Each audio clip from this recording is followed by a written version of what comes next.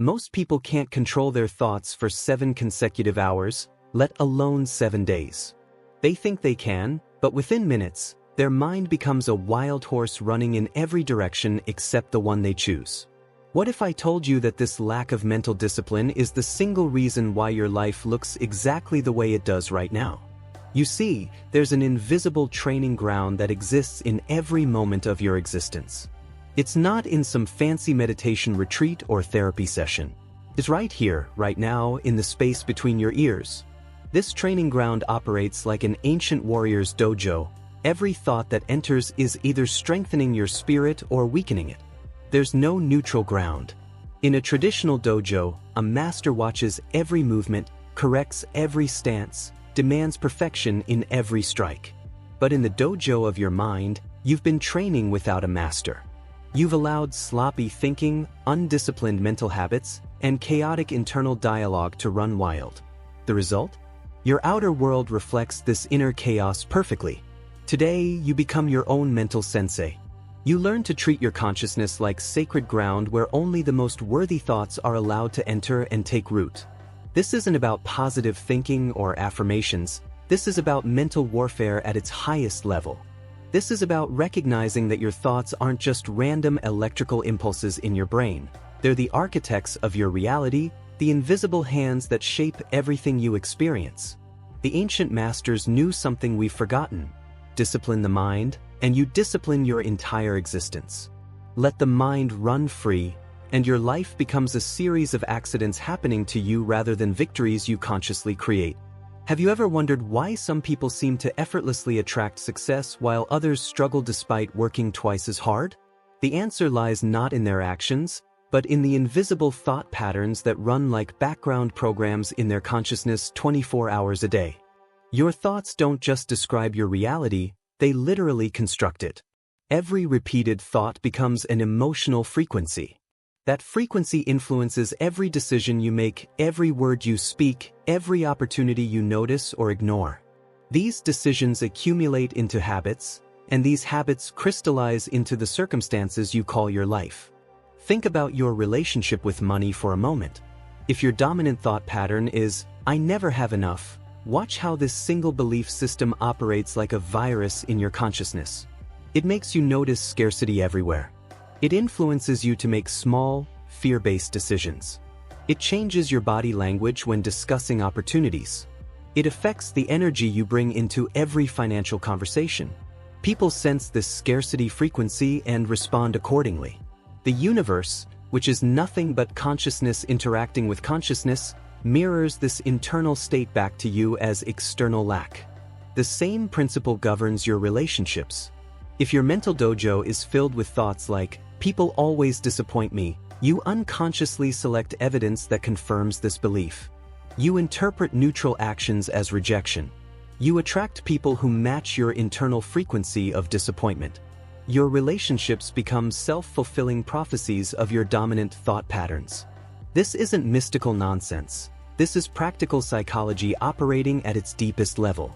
Your subconscious mind, which controls 90% of your daily actions, simply executes whatever program you've installed through repetitive thinking. Change the program, and you change everything. Why 7 days? Because transformation requires intensity, not duration. Your mind respects commitment that feels both achievable and serious. 7 days is long enough to break automatic mental patterns, but short enough that your ego can't talk you out of it before you start. Think of this as entering a mental monastery where for 1 week, you become a monk of your own consciousness. In traditional monasteries, monks commit to periods of intense spiritual discipline not because they'll achieve enlightenment in that time, but because focused intensity creates breakthrough moments that years of casual effort cannot produce. Your 7-day commitment becomes a sacred contract with your future self. It's not about perfection, it's about devotion to the process. When you tell your subconscious mind that for 7 days, you will guard your thoughts like a samurai guards his master, something profound shifts in your neurological wiring. You activate what psychologists call implementation intention. Your brain begins preparing for success before you even begin. The beauty of 7 days is that it's simultaneously significant and manageable. long enough that you can't dismiss it as a cute experiment, short enough that you can't overwhelm yourself into paralysis. It's the perfect crucible for forging a new relationship with your own mind. Imagine your consciousness as a high-security facility with multiple rooms, corridors, and hidden chambers. Right now, thoughts are entering and exiting without any security clearance whatsoever. Some thoughts are beneficial visitors bringing gifts of inspiration and clarity. Others are thieves and vandals, stealing your peace and destroying your confidence. Most people have no idea who's running around in their mental facility. You must become the head of security for your own consciousness. This means developing what the ancient Buddhists called mindfulness and what modern psychologists call metacognition, the awareness of your own thinking process. But this isn't passive observation. This is active, vigilant monitoring with the authority to grant access or deny entry to every thought that approaches your mental gates. Most of your destructive thought patterns happen in what I call the twilight zones of consciousness, those moments when you're on autopilot. In the shower, while driving, during routine tasks, right before sleep. These are precisely the moments when your subconscious is most impressionable, most open to programming. These are also the moments when toxic thoughts love to slip in unnoticed. The master of mental discipline learns to place surveillance cameras in every corner of consciousness. You develop the ability to catch thoughts not after they've been running for minutes or hours, but within seconds of their arrival. This isn't about becoming paranoid or obsessive. It's about developing the same level of awareness that a master martial artist has of their physical space. They sense every movement, every shift in energy, every potential threat or opportunity.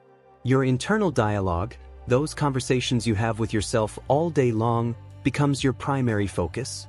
Most people's internal dialogue is like a radio stuck between stations, constant static with occasional moments of clarity.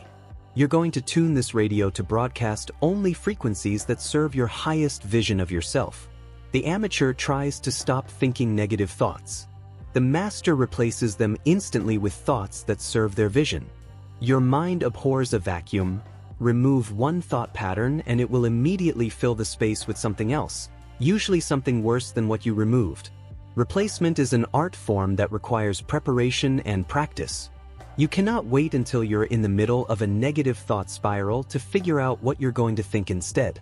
A warrior doesn't enter battle and then decide what weapons to use. You must prepare your arsenal of replacement thoughts in advance. But here's where most people get this wrong.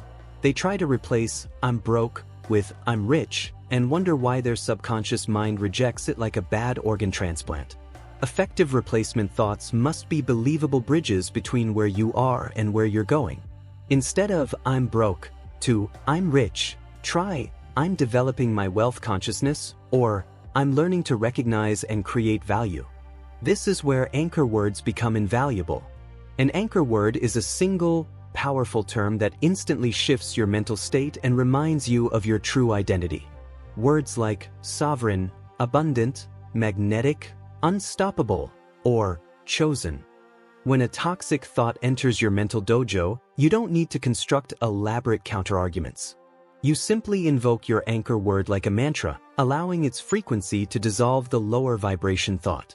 The key is speed and consistency. The faster you can catch and replace a limiting thought, the less time it has to activate its corresponding emotional and neurological patterns. Think of it like computer programming. You're literally overwriting old code with new code, but you have to do it before the old program fully loads and begins executing. Master-level practitioners develop what I call thought reflexes, automatic mental responses that trigger instantly when certain patterns appear. Just as a martial artist's body automatically responds to an attack without conscious deliberation, your consciousness learns to automatically respond to limiting thoughts with elevating replacements. This is where 99% of people fail, not because the technique doesn't work, but because they don't understand the nature of discipline itself.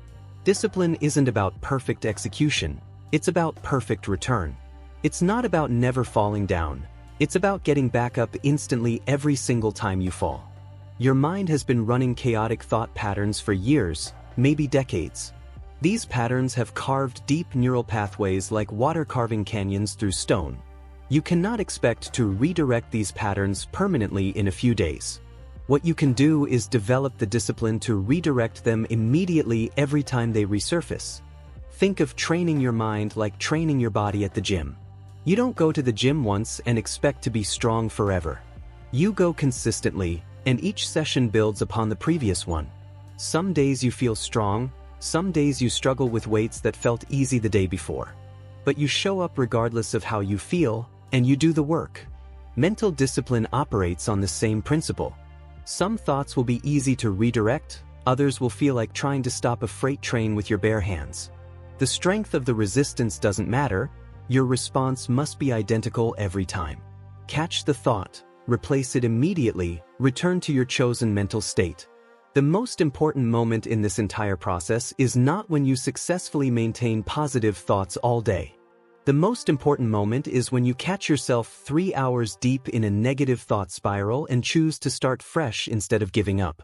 That moment of return is where real power is built. This is why I call it relentless return. Not because you'll never stray from your chosen thoughts, but because you'll return to them relentlessly no matter how far you've wandered or how many times you've wandered there before. Now comes the moment of truth. Everything you've learned means nothing without application, and everything you apply means nothing without commitment. I'm about to offer you a challenge that could fundamentally alter the trajectory of your life, but only if you approach it with the seriousness it deserves. For the next 7 days, you will treat your mind like a sacred temple where only the most worthy thoughts are permitted to dwell. You will catch every thought that doesn't serve your highest vision and replace it instantly with one that does. You will do this not because it's easy, but because it's necessary. You will do this not when you feel like it, but especially when you don't. During these 7 days, you can expect to go through distinct phases of this transformation. The first 2 days will feel like mental boot camp. You'll be shocked at how undisciplined your thinking has been and how difficult it is to maintain conscious control.